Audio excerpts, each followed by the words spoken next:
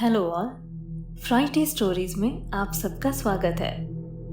अब से हमारी कुछ कहानियाँ ठाकुरवाड़ी की रहने वाली है और ये सारी कहानियाँ ठाकुरवाड़ी के रहने वाले जैन ठाकुर की बताई हुई सच्ची घटनाएं हैं। तो चलिए ठाकुरवाड़ी की पहली कहानी की ओर बढ़ते हैं। हाय, मैं जैन ठाकुर। मैं महाराष्ट्र के ठाकुरवाड़ी गांव में रहता हूँ। मेरे इस गांव में भूतिया घटनाएं होती रहती है। ये जो कहानी मैं अभी बताने जा रहा हूँ, ये मेरी खुद के साथ घटी हुई सच्ची घटना है। बात 2018 की है।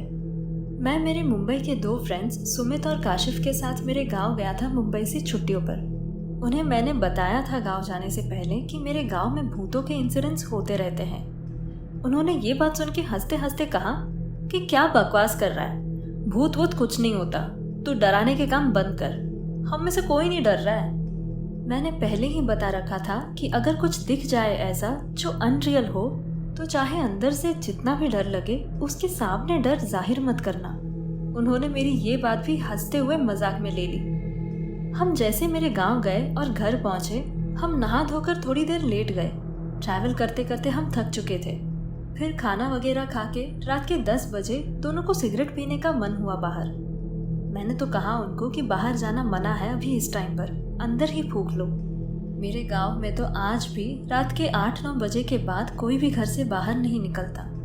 मैंने बताया मेरे दोस्तों को, लेकिन दोनों मानने का नाम ही नहीं ले रहे थे। मुझे तो बहुत डर लग रहा था बाहर जाने, पर इनकी मजबूरी में मुझे जाना ही पड़ गया। मैं तो जानता ही था मेरे गाँव की खौफनाक कहानियाँ, पर मेरे दोस्त नहीं जानते थे। उन्हें कुछ हो न जाए इसी डर से मैं भी गया उनके साथ। आखिर वो दोनों आए तो मेरे ही जिम्मेदारी पे थे। फिर हम सिगरेट पीने मेरे घर से 100 मीटर की दूरी पर आने वाले बेंच पर बैठ गए और वहीं बैठकर सिगरेट पीने लग गए। हम वहां बैठकर बातें कर ही रहे थे तो इतने में एक सफेद साड़ी वाली औरत झाड़ियों से चलकर सीधा हमारे सामने आकर खड़ी हो गई। अब ये मुझे बहुत अच्छे से पता था कि ये औरत नहीं चुड़ैल थी, पर मेरे दोस्तों को समझने में कुछ टाइम लग गया। वो औरत हमारे सामने ही खड़ी रही और हमें देखती रही।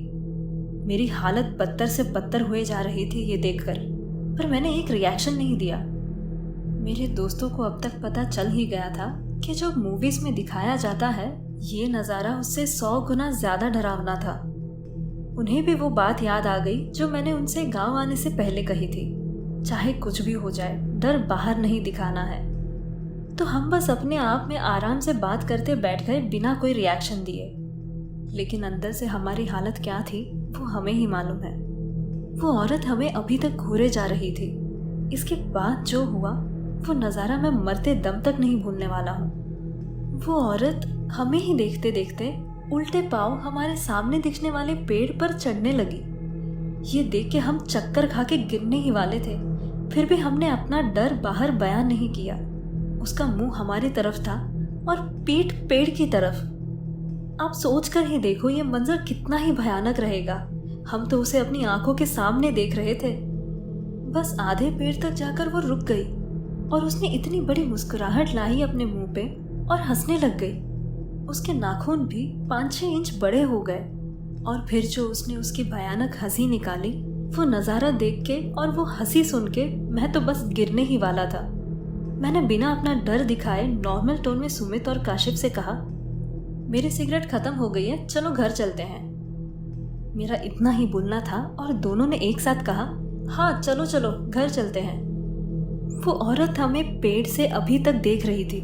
हमने नॉर्मल स्टेप्स लेते हुए चलना शुरू किया और जैसे ही हम गेट तक पहुंचे, हम में से किसी ने भी एक सेकंड के लिए भी कुछ नहीं सोचा और गेट से घर के अंदर तक जैसे भाग के आए हैं वो सिर्फ हमें ही मालूम है।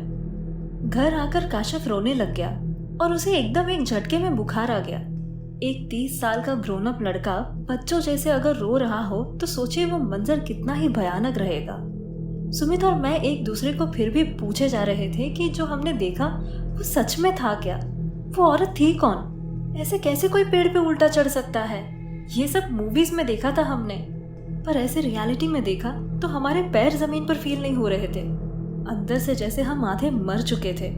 वो चुड़ैल हम में से एक को तो पक्का मार देती अगर हम में से किसी ने गलती से भी हमारा डर उसके सामने बयां किया होता तो।